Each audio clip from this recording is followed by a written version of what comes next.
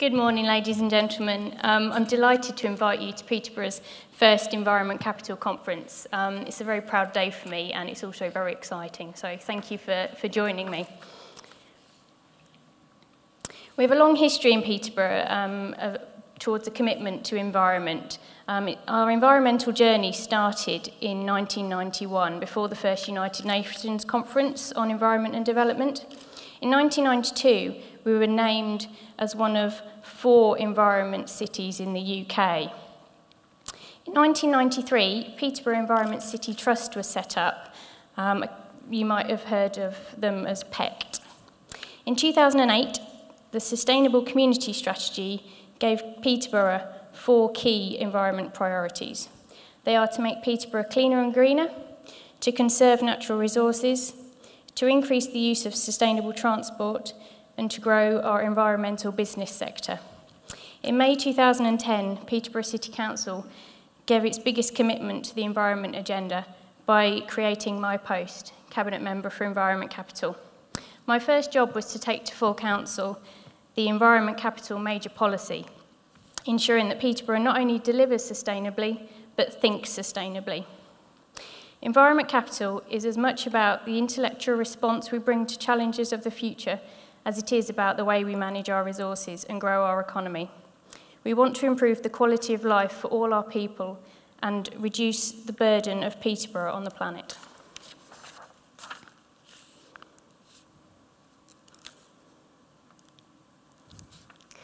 In 2011, the leaders of the city came together to draw up a single delivery plan, linking the environment agenda with the health agenda. There are so many natural overlaps between the two, and if we improve one, we naturally improve the other. So, for example, getting out of your car and onto a bike not only lowers your carbon footprint, it also lowers your waistline and ultimately saves you money.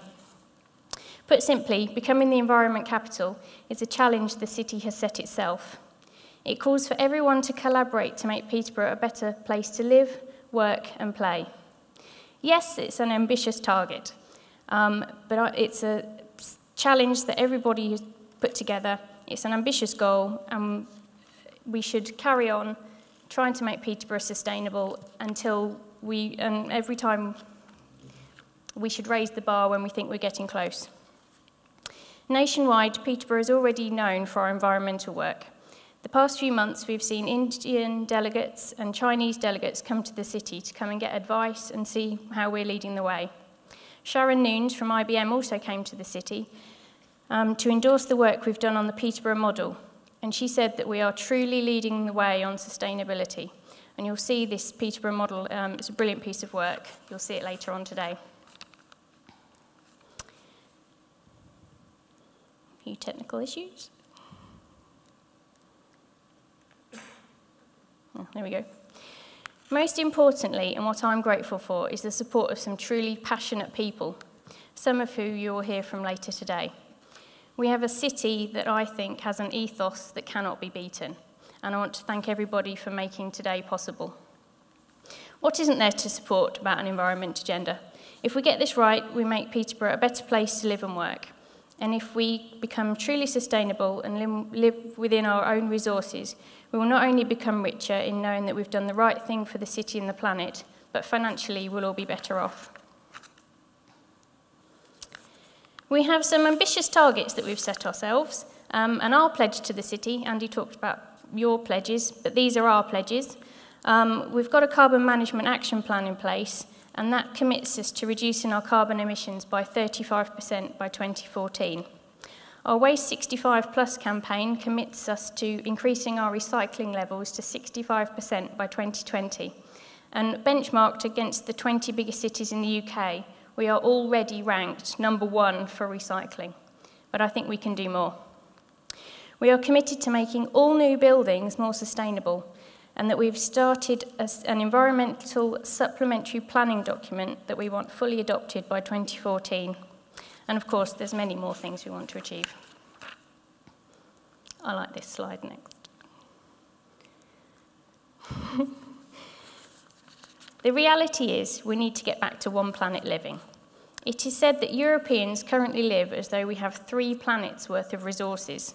So that means in this city, we are using the resources of 3 Peterboroughs, and we need to get back to using the resources of 1 Peterborough. I want to share with you now a quote from Sir David Attenborough, who's one of my heroes. He recently has been quoted as saying, "Never before has there been a problem facing humanity as a whole. Never. Everybody in the same boat, on the same planet." He goes on to say, "To get them all to accept limitations on their living standards is unlikely. The outlook is very gloomy." Over the course of this morning, I want you to pledge your support to Peterborough's Environment Capital aspiration. What are your sustainable aims? What are your ambitions? Not just for you, but also for your business. As Andy said, I want you to text in your green pledge. But today, I want to bring the global serious problem of climate change to a local level. Today is your call to action. I want you to leave today empowered and motivated to support Peterborough's aspiration. We have so much to celebrate in this city. We have environmental awards, we've got recognition, and we've also got proven successes. We've won many awards, and I'm going to show you a few. We've recently won an award for improvements to bus services at a National Transport Award, and we've just been shortlisted in the Low Carbon Council category for the LGC Awards, and we'll find out in March whether we're successful on that one. Alice Mitchell and I attended the International Green Awards, where the Council won 2 silver awards. We won Best Green Audiovisual Award, and the one I'm more proud of, Best Green Government Award. This is Jenna from our climate change team. She was collecting a couple of Green Apple Awards that we've won. This one was for the school's energy resource kit. And here she is collecting our Green Hero Award for the excellent work they've done on the community energy challenges. Okay, a few fun facts for you. Did you know that Peterborough has the best barn owl recovery rate in the UK? And the next one, I need to apologise to all the developers in the room. We also have the largest population in Europe of great-crested newts. Did you know that ranked against the 20 biggest cities in the UK, we have the cleanest air? We are ranked top for biodiversity. And we're also ranked first for the number of allotments per 1,000 head of population.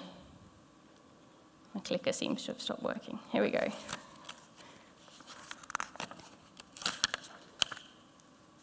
We're committed to delivering a forest for Peterborough, and that's planting a tree for every resident there is in the city. We've also, in recent months, set up our own energy services company, otherwise known as an ESCO. We've put solar panels on the roof of the town hall, the regional pool, and the TSAM building, that you might know as the Freeman's building.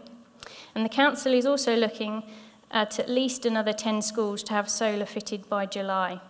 And we're looking at how we can bring forward further schemes, even with DEC's review of the feed-in tariffs. Last but not least, the one I want to share with you is that we're looking to set up a fund to green up our existing housing stock, because it's not just about new builds in the city. We need to make sure that our current housing stock is as green as it can be. That brings me on to our main speaker this morning. I first saw Professor Hugh Montgomery's presentation in October, and I was inspired. He explains climate change like no one else I've seen, and I knew that I wanted everyone in this city to hear what he has to say, and I was delighted when he said yes to coming today. I didn't want this conference to be about preaching to the converted. I'm on board with the agenda, but Hugh still opened my mind and made me stop to think, and I hope you're inspired in the same way. When I first heard Professor Montgomery's biography, there's so much he's achieved, I honestly expected him to be a lot older than he actually is. His credentials speak for themselves. Hugh is currently the director for the Institute of Human Health and Performance at University College London. He was the first to discover any gene for fitness, ACE, Professor Montgomery has complemented his interests in fitness with the achievements that include 100-kilometre ultramarathons, holding the world record for playing the underwater piano, and also climbing Everest. He leads a research group in cardiovascular genetics, which has published over 100 publications. He holds an appointment for Professor of Intensive Care Medicine at UCL and practices as a consultant in critical care cardiology and internal medicine at Whittington Hospital. Professor Montgomery is also famous for being a polymath and has several notable achievements outside of the field of medicine. He has been awarded the title for London Leader by the London Sustainable Development Commission for his work in climate change and health, Project Genie. He's also a founding member for the UK Climate and Health Council. As if that wasn't enough, he's also a published children's author and wrote the Hollywood film Reputation and Control. Ladies and gentlemen, it gives me great pleasure to introduce to you Professor Hugh Montgomery.